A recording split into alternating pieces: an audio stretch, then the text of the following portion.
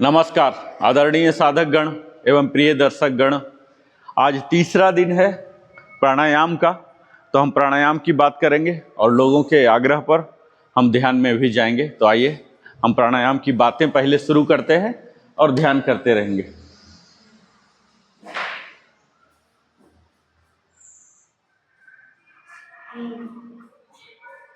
आदरणीय साधक एवं प्रिय दर्शक गण, आप सभी का हार्दिक स्वागत है 30 डेज प्राणायाम मास्टर क्लास के डे 3 में। कल हमने जाना था सांस हमारे शरीर में कैसे प्रवेश करती है।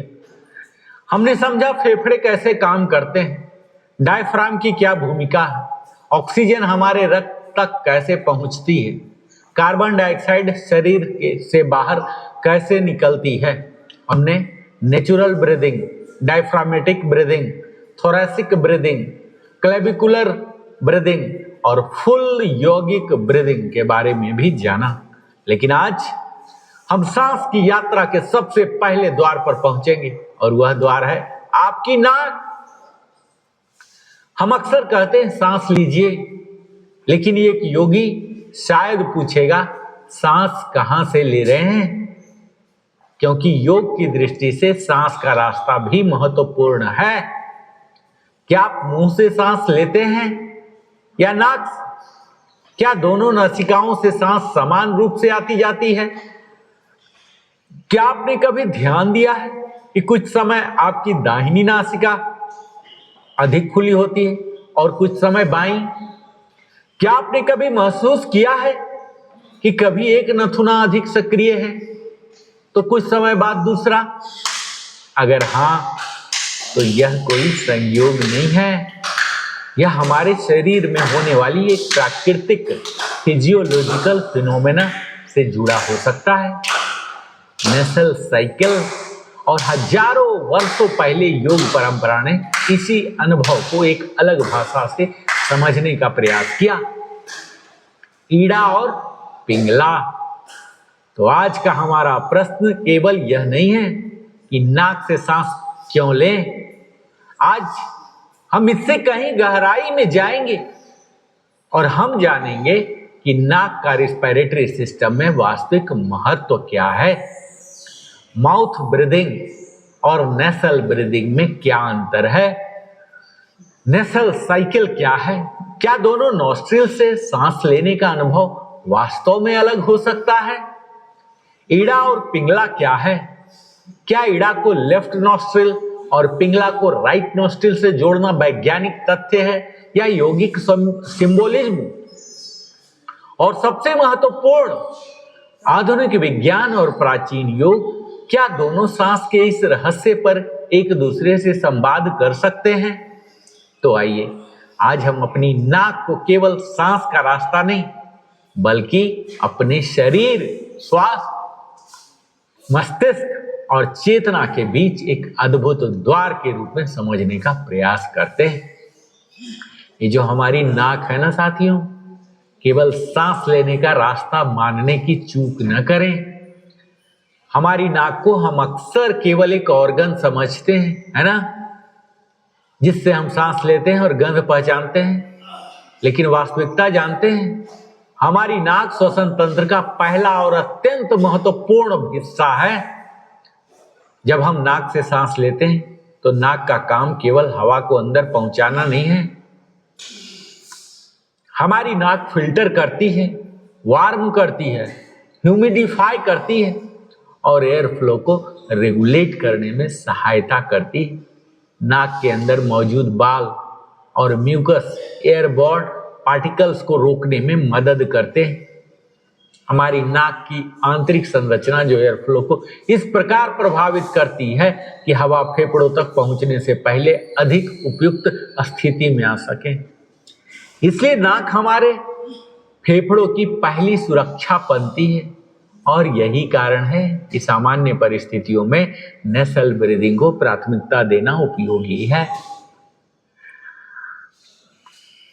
नाक से सांस लेना क्यों महत्वपूर्ण है जानते हैं? जब हम नाक से सांस लेते हैं ना, तो हवा रिस्पिरेटरी ट्रैक में नियंत्रित तरीके से प्रवेश करती है नाक हवा को छानती है, गर्म करती है और नमी प्रदान करती है। इसके अलावा नेसल ब्रीदिंग के दौरान नेसल पैसेज में बनने वाला नाइट्रिक ऑक्साइड भी श्वसन फिजियोलॉजी में भूमिका निभाता है और पल्मोनरी सर्कुलेशन और एयरवे फंक्शन से संबंधित प्रक्रियाओं में योगदान दे सकता है। इसलिए नाक को केवल एयर पैसेज समझना बहुत सीमित दृष्टिकोण होगा। यह air filter, air conditioner, humidifier और सेंसरी ऑर्गन की तरह भी काम करती है। और माउथ ब्रीदिंग बनाम नेसल ब्रीदिंग की अगर मैं बात करूं तो आप कहेंगे कि क्या मुंह से सांस लेना हमेशा गलत है? तो नहीं। यदि आप बहुत तेज एक्सरसाइज कर रहे हैं तो आपकी सांस की मांग बढ़ गई है, आपकी नाक बंद है या कोई अन्य परिस्थिति है, तो मुंह से सांस लेना शरीर को एडेप्टिव रिस्पॉन्स का हिस्सा हो सकता है। जैसे हम शीतली करते हैं, शीतकारी करते हैं, मुंह से सांस लेते हैं। लेकिन यदि कोई व्यक्ति आराम की स्थिति में लगातार मुंह से सांस लेता है तो यह आदर्श पैटर्न नहीं माना जाता। विशेष रूप से लंबे समय तक हैबिचुअल माउथ ब्रीदिंग कुछ लोगों में मुंह के सूखापन, oral health problem, sleep related breathing difficulties से जुड़ी हो सकती है। खासकर बच्चों में क्रोनिक माउथ ब्रीदिंग का संबंध कुछ डेंटल और फेशियल डेवलपमेंट कंसर्न से भी पाया गया। इसलिए यदि किसी व्यक्ति को लगातार नाक बंद रहती है, खर्राटे आते हैं या नींद में सांस रुकने जैसी समस्या है, तो केवल नाक से सांस लेने का अभ्यास करने के बजाय अंडरलाइंग काउज को मेडिकल इवैल्यूएशन आवश्यक है। और योग चिकित्सा का अर्थ बीमारी को नजरअंदाज करना नहीं है। योग हमें शरीर को समझना सिखाता है और चिकित्सा विज्ञान हमें आवश्यकता पड़ने पर यही डायग्नोसिस और ट्रीटमेंट देता है। दोनों को विरोधी नहीं, पूरक दृष्टिकोण रूप में समझना हमें चाहिए। और ये नेसल साइकिल क्या है जानते हैं? ये बड़ा रोचक विषय है। और क्या आपने कभी ध्यान दिया है कि कुछ समय आपकी बाईं नासिका से सांस अधिक सहज आती है और कुछ समय बाद दाहिनी नासिका अधिक खुली महसूस होती है? आप देखिएगा, अंगुली डाल के पता चल जाएगा। यही प्राकृतिक परिवर्तन नेसल साइकिल से संबंधित है। हमारे नाक के अंदर मौजूद जो नेसल टिश्यू है, इसमें ब्लड फ्लो और वेस्कुलर इनग्रेडिएंट के प्राकृतिक बदलावों के कारण एक नॉस्ट्रिल की एयर फ्लो रेसिस्टेंस कुछ समय अधिक हो सकती है, जबकि दूसरी अपेक्षाकृत अधिक खुली महसूस हो सकती है। फिर समय के साथ यह डोमिनेंस बदल सकती है और यह परिवर्तन एटोनोमिक नर्वस सिस्टम की गतिविधियों और शरीर की अन्य साइकोलॉजिकल प्रक्रियाओं से भी प्रभावित हो सकता है। लेकिन एक महत्वपूर्ण वैज्ञानिक सावधानी की भी जरूरत है। हर व्यक्ति में नेसल साइकिल बिल्कुल समान समय सारणी से नहीं चलता। यह फिक्स्ड क्लॉक की तरह नहीं है। यह व्यक्ति, पोस्चर, एनवायरनमेंट, एलर्जीज और अन्य फैक्टर्स के अनुसार बदल सकता है। इसलिए यह कहना कि हर 90 मिनट्स में निश्चित रूप से नॉस्ट्रिल बदलती है एक यूनिवर्सल साइंटिफिक रूल नहीं है। आप पूछेंगे कि क्या दोनों नासिकाओं से सांस लेना वास्तव में अलग अनुभव हो सकता है? तो हाँ, कई बार एक नॉस्ट्रिल अधिक पेटेंट महसूस हो सकती है, दूसरी अपेक्षाकृत कंजस्टेड या रिस्ट्रिक्टेड महसूस हो सकती है। यह एयर फ्लो रेसिस्टेंस में प्राकृतिक अंतर के कारण हो सकता है। अब यहाँ एक महत्वपूर्ण बात है, हम एक नासिका बंद है और एक नासिका अधिक सक्रिय है, तो इसमें अंतर करना चाहिए। यदि एक नथुना हल्का कम खुला महसूस हो रहा हो तो यह प्राकृतिक नेसल साइकिल का हिस्सा हो सकता है। लेकिन यदि एक नासिका लगातार बंद रहती है, सांस लेने में कठिनाइयां या बार बार ऑब्स्ट्रक्शन होता है, तो deviated septum, allergy, sinus disease या अन्य कारण हो सकते हैं। ऐसी स्थिति में ईएनटी स्पेशलिस्ट की सलाह उचित होती है। और अब प्रवेश करते हैं योग की दुनिया में। साथियों, अब तक हमने नाक को एनाटॉमी और फिजियोलॉजी के दृष्टिकोण से समझा। अब देखते हैं योग क्या कहता है। तो योग परंपरा में मानव शरीर को केवल फिजिकल बॉडी के रूप में नहीं देखा गया है। योगिक दर्शन में अपने शरीर को चेतना के बीच सूक्ष्म ऊर्जा प्रवाह की अवधारणा है और इसी संदर्भ में चर्चा होती है नाड़ी, और इसके प्रमुख रूप है ईड़ा और पिंगला और सुषुम्ना। ईड़ा नाड़ी तो योगिक परंपरा में इसको सामान्यतः चंद्र, शीतलता, शांति, अंतर्मुखता, मनन और रिसेप्टिव क्वालिटी से जोड़ा जाता है। ईड़ा को सामान्यतः बाईं ओर की सूक्ष्म नाड़ी के रूप में वर्णित किया जाता है और इसे लेफ्ट नॉस्ट्रिल से सिंबॉलिक एसोसिएशन दिया जाता है। लेकिन यहाँ एक अत्यंत महत्वपूर्ण बात है, ईड़ा कोई एनाटॉमिकल नर्व या ब्लड वेसल नहीं है। ईड़ा एक योगिक सब्टल एनर्जी कंसेप्ट है। इसे मॉडर्न एनाटॉमी में हमें सीधी किसी एक फिजिकल स्ट्रक्चर के समान नहीं माना जा सकता। इसलिए हमें यौगिक भाषा और वैज्ञानिक भाषा को मिलाते समय सावधानी रखनी चाहिए। दूसरा हमने बात किया पिंगला नाड़ी। इसको सामान्यतः सूर्य, उष्मा, सक्रियता, गतिशीलता, बाह्य मुखता, एक्शन ओरिएंटेड क्वालिटी से जोड़ा जाता है। इसे सिंबॉलिक रूप से राइट नोस्ट्रिल से संबंधित माना जाता है। फिर से पिंगला कोई एनाटॉमिकल नर्व नहीं है, यह यौगिक सब्टल फिजियोलॉजी की अवधारणा है। और ईड़ा और पिंगला का संतुलन जानते हैं, सबसे बड़ा प्रश्न यही है, क्या योग का उद्देश्य केवल लेफ्ट और राइट नोस्ट्रिल को बदलना है? तो नहीं, योग की गहराई से कहीं अधिक है। योग हमें बैलेंस की ओर ले जाता है। अत्यधिक सक्रियता भी असंतुलन है, अत्यधिक निष्क्रियता भी असंतुलन है। जीवन में कभी हमें एक्शन चाहिए, कभी रिफ्लेक्शन, कभी ऊर्जा चाहिए, कभी विश्राम, कभी बाहरी संसार से जुड़ना है, कभी भीतर उतरना है। ईड़ा और पिंगला की यौगिक अवधारणा को इस संतुलन से एक प्रतीकात्मक मॉडल के रूप में भी समझा जा सकता है। और जब ये दोनों संतुलित होते हैं तो यौगिक परंपरा हमें सुषुम्ना की ओर संकेत करती है। सुषुम्ना को मध्य मार्ग के रूप में देखा जाता है और योग की गहन साधना में यह ऊर्जा के संतुलन और चेतना के उत्कर्ष से जुड़ी एक अवधारणा है। आप पूछ सकते हैं कि क्या ईड़ा पारासिम्पैथेटिक और पिंगला सिंपैथेटिक है? तो यह एक लोकप्रिय आधुनिक व्याख्या है। अक्सर कहा जाता है Ida equal to parasympathetic nervous system, जैसे पिंगला तो ये सिस्टमेटिक नर्वस सिस्टम कहलाता है। लेकिन यदि हमें बहुत सावधान रहना चाहिए इसके लिए, और यह एग्जैक्ट साइंटिफिक इक्विवेलेंस नहीं है। आधुनिक न्यूरोसाइंस में सिंपैथेटिक और पारासिम्पैथेटिक नर्वस सिस्टम वास्तविक एनाटॉमिकल और फिजियोलॉजिकल सिस्टम है, जबकि ईड़ा और पिंगला यौगिक सब्टल बॉडी फ्रेमवर्क की अवधारणा है।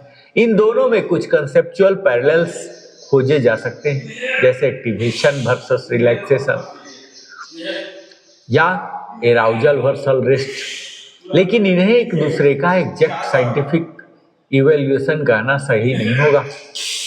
योग और साइंस के बीच संवाद होना चाहिए, लेकिन बिना अतिशयोक्ति के। यही वैज्ञानिक अध्यात्मता है। नाड़ी शोधन और दोनों नसिकाओं का संतुलन। अब हम पहुंचते हैं इस महत्वपूर्ण प्राणायाम की ओर, नाड़ी शोधन प्राणायाम या अल्टरनेट नॉस्ट्रिल ब्रीदिंग। इस अभ्यास में हम बारी बारी से दोनों नसिकाओं के माध्यम से श्वास का अभ्यास करते हैं। यौगिक परंपरा में इसे नाड़ियों के शोधन और संतुलन से माना जाता है। आधुनिक शोध में अल्टरनेट नॉस्ट्रिल ब्रीदिंग पर कुछ स्टडीज ने एटोनोमिक रेगुलेशन, स्ट्रेस और फिजियोलॉजिकल वेरिएबल्स पर प्रभावित प्रभावों को जांच की है। लेकिन रिसर्च की क्वालिटी और फाइंडिंग्स हर अध्ययन में समान नहीं है। इसलिए हमें यह दावा नहीं करना चाहिए कि नाड़ी शोधन हर बीमारी को ठीक कर सकता है, बल्कि इसे एक ब्रीथ रेगुलेशन और रिलैक्सेशन प्रैक्टिस के रूप में समझना अधिक आवश्यक है। अब हम जानेंगे कि सिंपल नसल अवेयरनेस प्रैक्टिस क्या है। यह कोई कठिन प्राणायाम नहीं होगा। आज हम केवल नसल अवेयरनेस का अभ्यास करेंगे। आराम से उठिए, आराम से बैठिए, रीढ़ सहज रूप से सीधी, कंधे रिलैक्स, चेहरा शांत, आंखें बंद। अब हम सांस को बदलना है, बस ऑब्जर्व करना है। ध्यान अपनी नाक पर लेके जाइए और महसूस कीजिए। आज हम कोई कठिन प्राणायाम नहीं करेंगे। आज हम केवल नसल अवेयरनेस का अभ्यास करेंगे। आराम से बैठिए, रीढ़ सहज रूप से सीधी, कंधे रिलैक्स, चेहरा शांत, आंखें बंद। जब सांस को बदलना चाहिए बस ऑब्जर्व कीजिए और ध्यान अपनी नाक पर ले जाइए। महसूस कीजिए कि सांस अंदर जा रही है, सांस बाहर जा रही है। अब ध्यान दीजिए कि क्या दोनों नसिकाओं में एयर फ्लो समान महसूस हो रहा है या एक नसिका अधिक खुली है, दूसरी थोड़ी कम। बस ऑब्जर्व कीजिए, कोई जजमेंट नहीं, कोई फोर्स नहीं, कोई मैनिपुलेशन भी नहीं, केवल अवेयरनेस।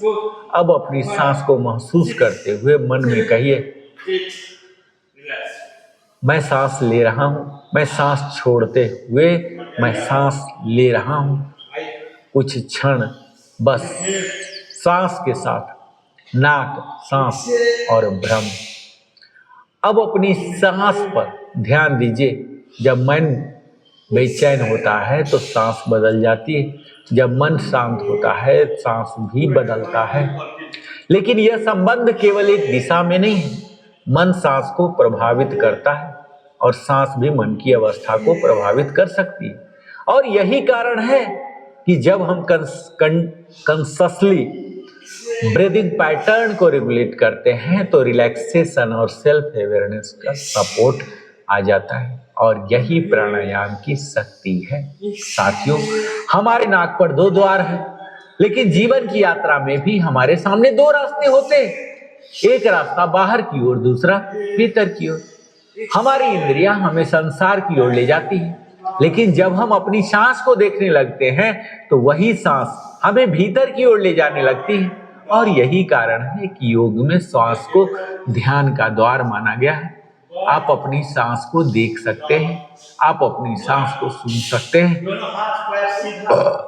आप अपनी सांस को महसूस कर सकते हैं और धीरे धीरे आप सांस के पीछे मौजूद मौन को भी महसूस कर सकते हैं और उस मौन में आप स्वयं से मिलना शुरू कर सकते हैं। साथियों, तो आज की पूरी कक्षा को यदि एक सूत्र में बांधना हो तो जानिए कि नाक सांस का द्वार है और सांस शरीर और मन का सेतु है और जागरूक सांस भीतर की यात्रा का मार्ग बन सकती है। तो आज हमने जाना नाक केवल संसार का रास्ता नहीं, वह हवा को फिल्टर, वार्म और ह्यूमिडिफाई करने में महत्वपूर्ण भूमिका निभाती है। नेसल साइकिल को हमने जाना, दोनों नसिकाओं की एयर फ्लो डोमिनेंस में प्राकृतिक बदलाव हो सकता है। ईड़ा, क्योंकि योगिक परंपरा में शीतलता, शांति और अंतर्मुखता से संबंधित सूक्ष्म नाड़ी की अवधारणा जाना। पिंगला, जो ऊर्जा, सक्रियता और गतिशीलता से संबंधित सूक्ष्म नाड़ी की अवधारणा है। और बैलेंस, योग का उद्देश्य केवल नॉस्ट्रिल डोमिनेंस बदलना नहीं है, बल्कि शरीर, श्वास और जीवन में संतुलन विकसित करना है। तो साथियों, आज जब आप इस सेशन से उठे ना तो एक बार अपनी नाक को धन्यवाद जरूर दीजिए, क्योंकि जिस नाक को हम जीवन भर केवल एक सामान्य अंग समझते रहे, वह हर क्षण हवा को फिल्टर करती रही, उसे कंडीशन करते रही, हमें सांस लेने में सहायता करती है और हमें जीवन के साथ जोड़े रखती है। और योग हमें एक और सुंदर बात सिखाता है, जानते हैं वो क्या है? जिस सांस को हम वर्षों से अनजाने में लेते रहे, उसे एक दिन जागरूक होकर लेना शुरू कीजिए। आप पाएंगे कि आपका शरीर आपको कुछ बताने लगा है, आपकी सांस आपको कुछ सिखाने लगी है और आपका मन धीरे धीरे सुनना शुरू कर देता है। याद रखिएगा, सांस बाहर की दुनिया से भीतर की दुनिया तक जाने वाले सबसे सरल मार्ग है। और आज से नाक से सांस लेने का अभ्यास केवल एक टेक्निक मत मानिएगा, इसे अवेयरनेस बनाइए।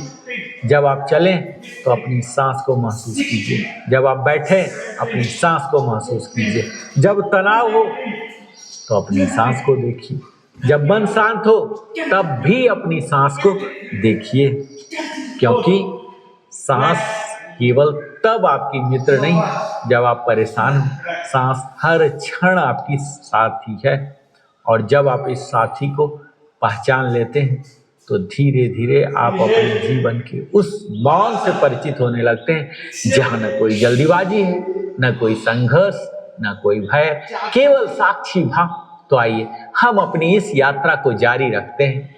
कल हम एक और गहरे प्रश्न के साथ आगे बढ़ेंगे।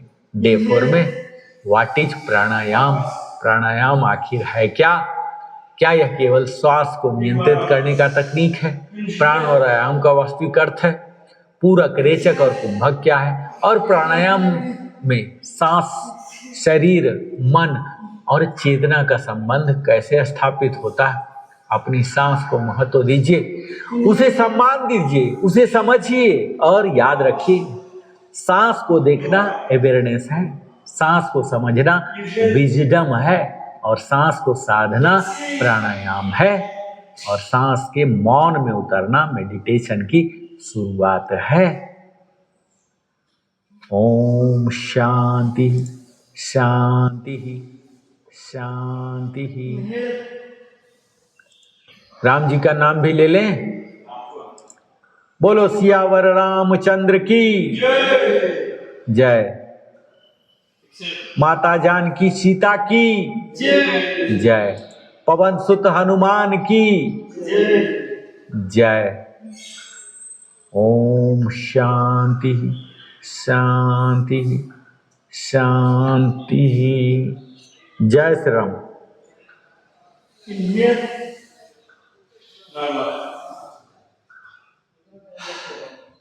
अब हम अंतिम आसन करेंगे, उसके बाद ध्यान में जाएंगे। अब ध्यान में जाने का मजा आएगा। आई प्लैंक, प्लैंक, क्रोकोडाइल में आएंगे। ये हाथ पैर को बाहर की ओर लीजिए और दोनों केहनी पर आ जाइए। आइए, आइए, बने रहिए, सामने देखिए, पंजा को सटा के वापस पीछे ले जाइए। दूसरे पैर क्रोकोडाइल लाइए। क्रोकोडाइल घड़ियाल जो है ना, चलने को तैयार रहता है ऐसे वापस। आइए, 8 बार करेंगे, 2 हुआ, 6 और फिर खींचिए, देखिए वापस अपर लोअर सारा खींचाएगा एक साथ, ठीक है। आइए, क्रोकोडाइल वापस 4 बार और लाइए। फिर ये दोनों क्यों का साइड है, लाइए वापस एक्सेल करके नीचे जाइएगा। ये एक्सेल, एक्सेल 2 बार और क्रोकोडाइल जाइए। अंतिम एक और एक्सेल, वापस रिलैक्स, वज्रासन। हाय, ये आसन समाप्त हो गया। अब हम प्राणायाम और ध्यान में चलेंगे, ठीक है। हाय, ध्यान की शुरुआत होती है प्राणायाम से। सुखासन में बैठ जाइए, अर्ध पद्मासन, जो आपको सहज लगे उसमें बैठ जाइए। अब आपका शरीर तैयार हो गया, अब डिसोरिएंटेशन नहीं होगा, ठीक है। बैठिए सुखासन, सिर्फ सांस को देखिए, कुछ मत कीजिएगा, ठीक है। ऑब्जर्व कीजिए। अभी देखिए गति तीव्र होगा, कैसे तीव्र गति हो देखिए, खाली महसूस कीजिए, कुछ मत, कोई कंट्रोलिंग नहीं, ठीक है। साक्षी भाव अभी बहुत हार्ड रहेगा, ठीक है। जो भी होने दीजिए, जस्ट ऑब्जर्व इट। अभी देखिए ये गर्दन वाला, इसको बोलते हैं गर्दनी श्वसन। अभी हम लोग गर्दनी श्वसन में हैं, ठीक है। वो डिप जाएगा ही नहीं, क्योंकि इतना ज़्यादा चाहिए उसको, ज़्यादा यहाँ तक जाएगा ही नहीं। अभी हम गर्दनी में हैं, धीरे धीरे थोरेसिक में जाएंगे। देखिए, आप ऑब्जर्व कीजिए इसको सिर्फ। अभी आप कोशिश भी करेंगे, एब्डोमिनल में नहीं पहुंचेगा वो।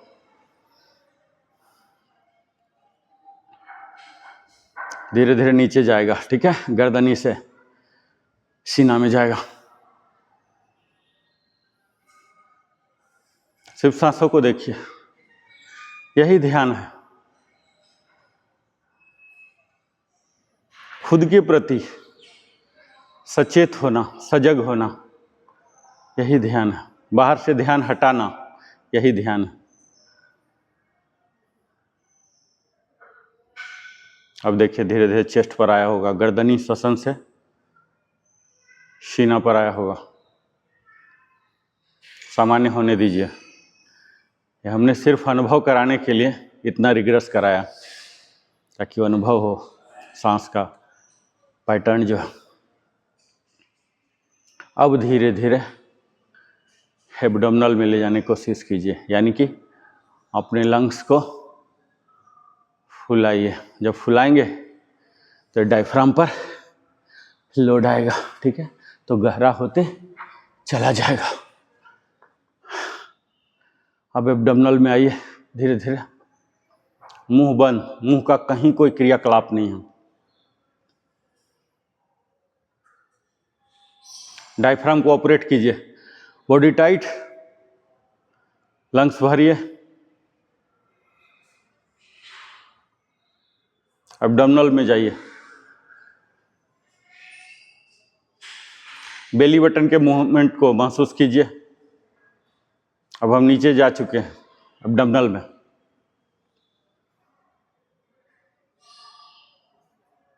उदरीय श्वसन इसको बोलते हैं। एब्डोमिनल ब्रेथ, नीचे वाला में जाइए।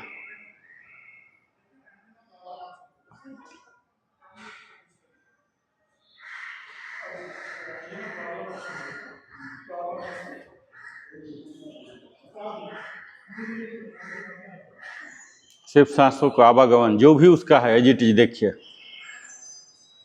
छोटा बड़ा कुछ भी मत कीजिएगा, ओनली ऑब्जर्व।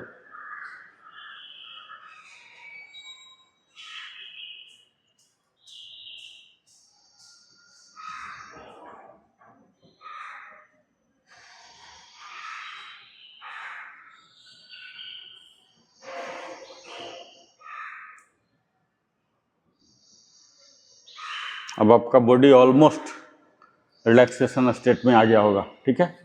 अब हम पूर्ण यौगिक श्वसन में जाएंगे। कल हमने विस्तार में बात किया था।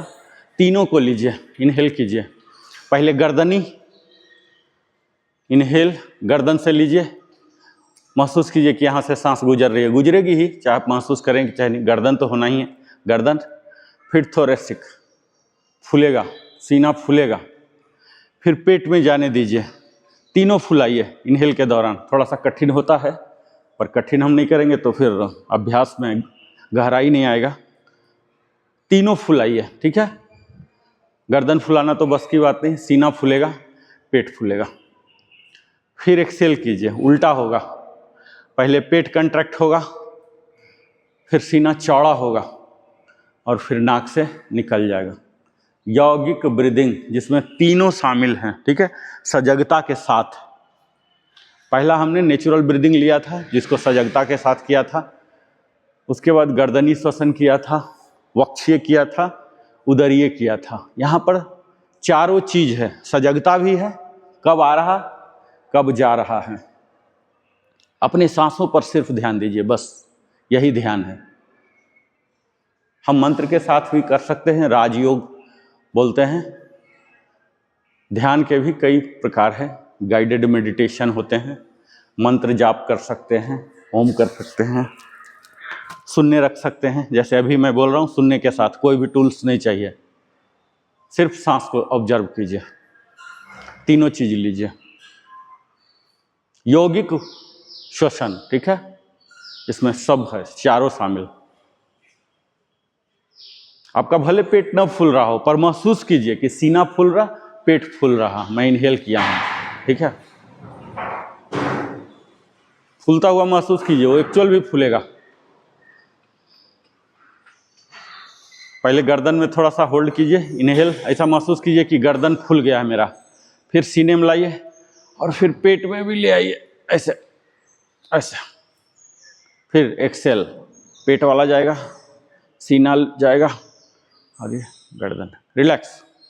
अभी योगिक ब्रीदिंग में ही हम ऐड करेंगे होल्ड, अंतर कुंभक। अभी जो हम इनहेल कर रहे थे वो इनहेल करेंगे, कुंभक लगा देंगे, यानी कि एज इट इज। जब पूरा इनहेल खत्म हो गया हम रुकेंगे जब तक कि बिल्कुल असहज ना हो जाए, अकुलाहट ना हो जाए। ठीक है, इनहेल कीजिए, अंतर कुंभक बने रहिए, पूरा चौन भौन होता है इसमें, होने दीजिए।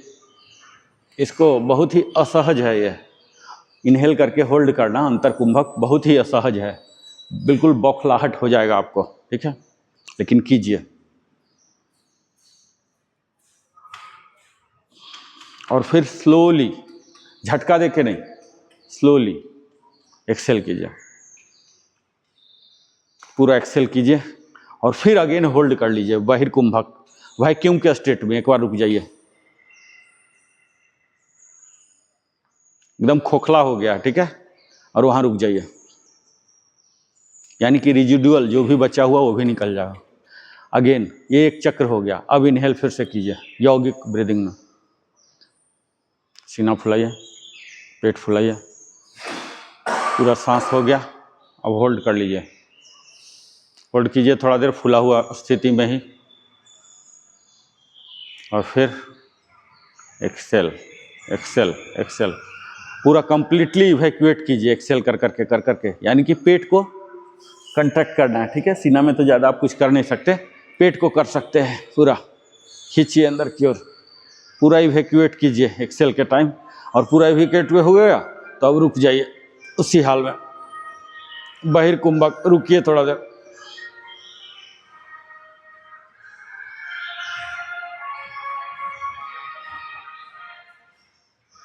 एक बार और करेंगे, इनहेल, चेस्ट फूलेगा, पेट फूलेगा इनहेल के टाइम, फूले हुए स्थिति में रोकिए, होल्ड होल्ड, एक्सेल। अब एक्सेल के बाद रुकिए, रिलैक्स। अब यही जो यौगिक ब्रीदिंग कर रहे थे तीनों बंद के साथ करेंगे। ठीक है, पहला नेक चिन लॉक बोलते हैं, जलंधर बंद।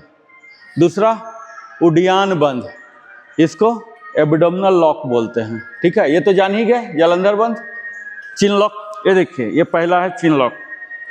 दूसरा है उडियान बंद, नाभि को अंदर की ओर खींचिए। तीसरा है मूल बंद, जो एनस है उसको ऊपर की ओर खींचिएगा। ठीक है, कब करेंगे? इनहेल में हम नॉर्मल रहेंगे, होल्ड में वो वाला स्थिति में जाएंगे। ठीक है, 2 बार होल्ड हम कर रहे हैं, एक बार इनहेल करके और एक बार एक्सेल करके, दोनों में तीनों बंद लगाइए। ठीक है, बहुत ही ज़्यादा असहज बनाने वाला है। ठीक है, अंदर भरा हुआ और उसको और कंप्रेस कर रहे हैं, 3 भाग में बांट रहे हैं, बहुत ही असहज है। पर अभ्यास कीजिए, देखिए कैसा लगता है, अनुभव कीजिए। चलिए, इनहेल, तीनों बंद लगाइएगा। ठीक है, लगाइए तीनों बंद, चिन लॉक, एब्डोमिनल लॉक और एनस लॉक, तीनों को लॉक कीजिए। पहले इनहेल, अब लगा लीजिए चिन लॉक, एब्डोमिनल, एनस लॉक कीजिए, भरा हुआ।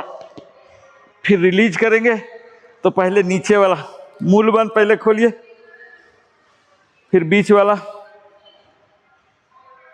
फिर ऊपर वाला एक्सेल करके, और फिर होल्ड में जाएंगे, अगेन लगा लेंगे लॉक। वैक्यूम वाला स्थिति जो है वह कुंभक, फिर से तीनों लॉक लगाइए, रिलैक्स। ये एक चक्र हुआ। ठीक है, ये अभी रेगुलेशन करना पड़ रहा है आपको, क्योंकि अभी सीख रहे हैं। जब हम एक्चुअल ध्यान लगाएंगे तब क्या होता है, ये लॉक लगा के ही बैठना होता है। ठीक है, अभी बार बार आपको बोलना पड़ रहा है, कि ये तीनों लॉक लगाइए बारी बारी, यही तीनों लॉक करके बैठना है। ये बिल्कुल सहज हो जाएगा, आपका आदत ऐसा हो जाएगा कि लॉक करके ही बैठेंगे। ठीक है, ध्यान जो है काफी उच्च स्थिति है, लेकिन स्टार्ट तो कर ही सकते हैं ना धीरे धीरे। फिर से कीजिए, इनहेल, लॉक लगाइए, नेक, एब्डोमिनल, मूल लगाइए, बने रहिए, एक्सेल, लीफ हो, लास्ट इन फर्स्ट आउट। मूल वाला सबसे अंत में लगा था, सबसे पहले मूल रिलीज होगा, वो सीक्वेंस याद रखिएगा। ठीक है, ऊपर से नीचे जाता है और नीचे से ऊपर आता है। एक बार और, इनहेल, पूरा चेस्ट फुलाइए, यौगिक ब्रीदिंग तीनों बंद। ठीक है, थोड़ा कॉम्प्लिकेटेड मैं बना रहा हूं क्योंकि आगे बढ़ाना है ना।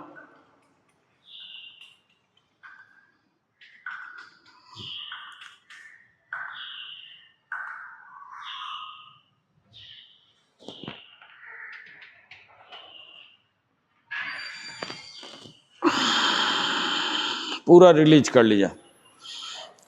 पूरा रिलीज करने के बाद अगेन तीनों बंद में चले जाइए।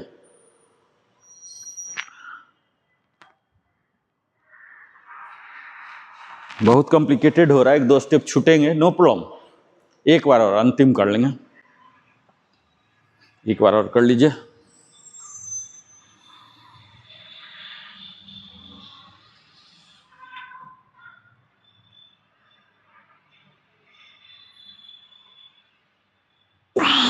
रिलैक्स।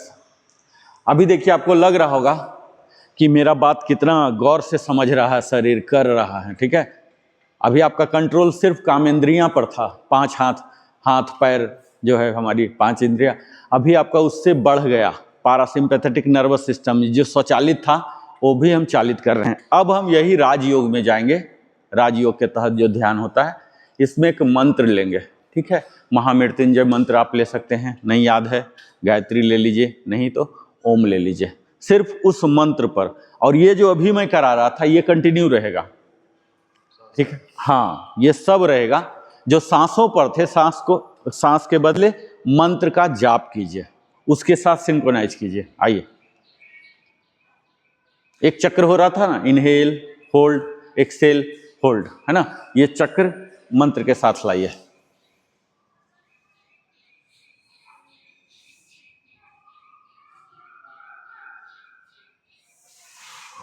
मंत्र जोड़ दीजिए।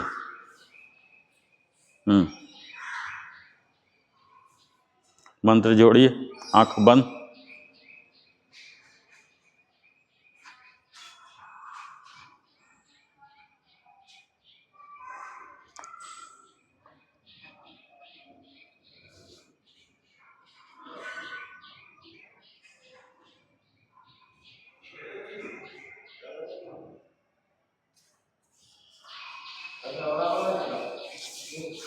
रिलैक्स। अब हम जो हर दिन करते थे उसमें आ जाएंगे। ठीक है, ओनली सांसों पर, बंद नहीं लगाएंगे। बंद लगाना सीख गए, कैसे होता है नाम जान गए, पोजीशन लगाना जान गए, अब बंद हम नहीं लगाएंगे। ठीक है, सिंपल सिंपल ध्यान में आइए। सांसों का जो प्रवाह है, ये देखिए, जब इनहेल करते हैं तो मूलाधार तक जाएगा। ठीक है, और फिर एक्सेल कर रहे हैं तो ये सहस्रार चक्र तक जाएगा। ये यात्रा, ये गमन है जो सातों चक्र का, उस पर ये कर रहा है। सटल ट्रेन होता ना, सटल ट्रेन की तरह अप डाउन ऐसा कर रहा। ठीक है,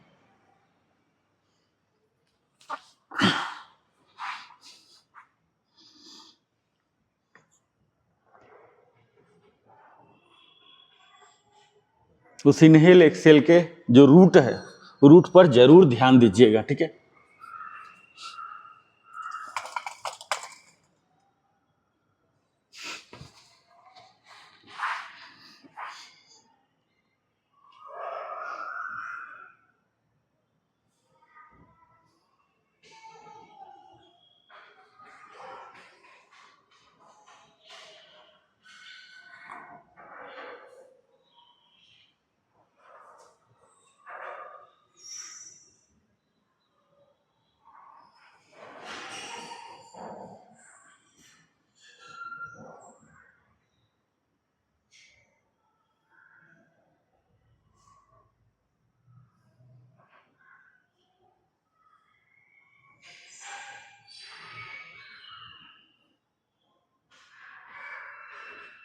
पूरा सांसों पर केंद्रित रहेगा। ठीक है, हमारा सेशन है प्राणायाम को। सांस पर जब नियंत्रण हो जाएगा तभी ध्यान लगना शुरू होगा।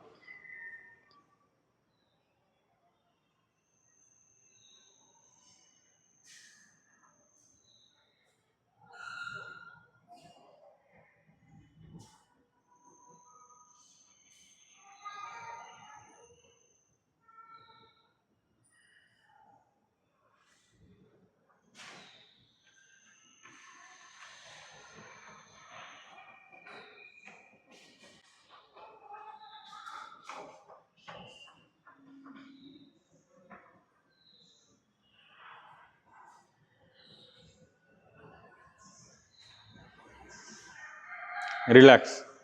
अब क्षणमुखी में आएंगे। ठीक है, आइए। शीतली, शीतली से इनहेल 11 टाइम्स।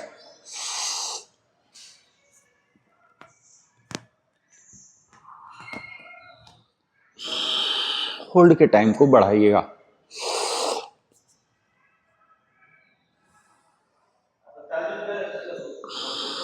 कान का जो फ्लैप है, छोटा वाला कान, इसको बंद कीजिएगा अंगूठा से। अंगूठा अंदर मत घुसाइएगा बिल्कुल।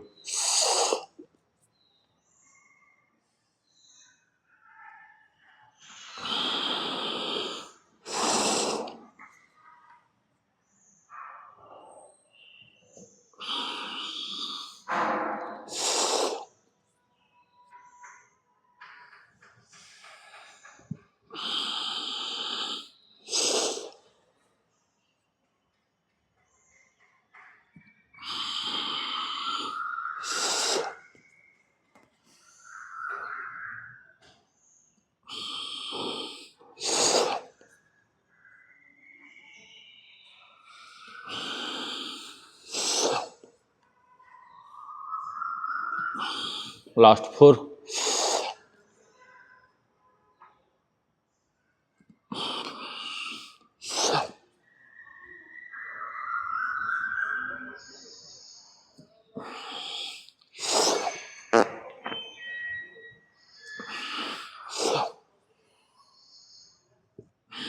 रिलैक्स, आंख बंद ही रखिएगा।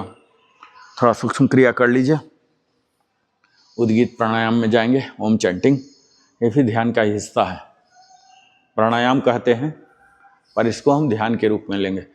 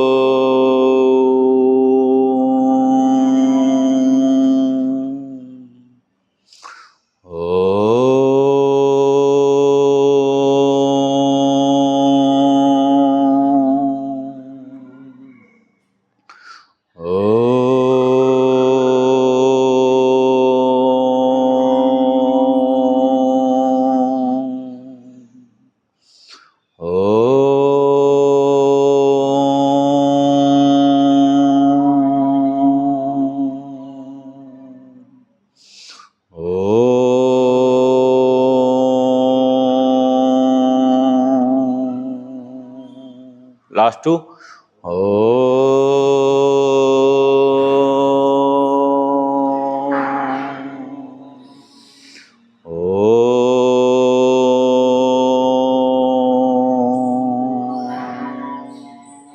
अब हम प्रणव प्राणायाम में आएंगे जो प्योरली ध्यान है। दरवाजा में प्रवेश करेंगे।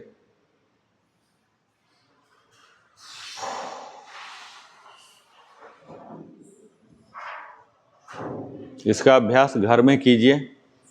सुबह जगते के साथ, अगर आप 3 बजे 4 बजे जग रहे हैं तो, अदरवाइज शाम में सोने से पहले या डिनर से पहले। डिनर में 5 मिनट 10 मिनट का गैप अगर हो रहा है उससे पहले कर सकते हैं। सोने से पहले तो जरूर कीजिए। ध्यान का ऐसा नहीं है कि एक बार करना, आप 2 बार 3 बार 4 बार, जब आपको मौका मिले। एक तरह का ये रिलैक्सेशन है। जो भी हम कर रहे हैं प्रणव प्राणायाम, सोने से पहले 2 मिनट करने का प्रयास कीजिए, फिर 5, 10, देखिए आपको फटाक से नींद आ जाएगा।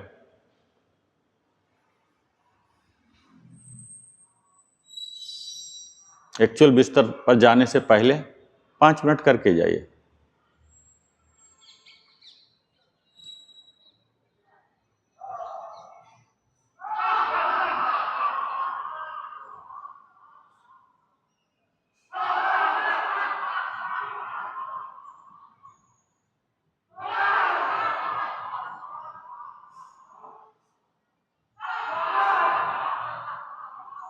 पामिंग,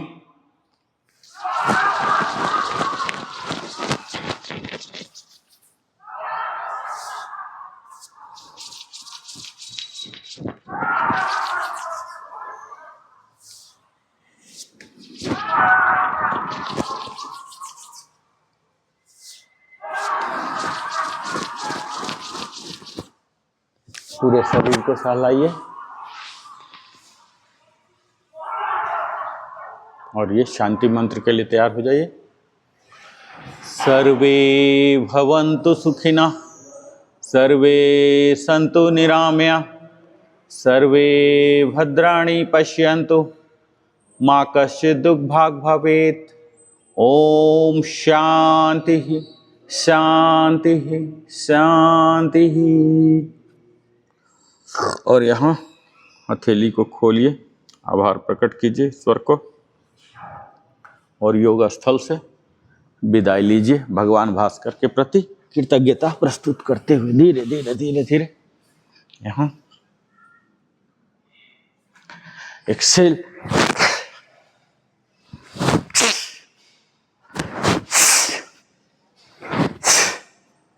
अब अपने शरीर मन को बिल्कुल शांत, सहज, अस्थिर करते हुए ईश्वर के प्रति ध्यान को ले जाइए।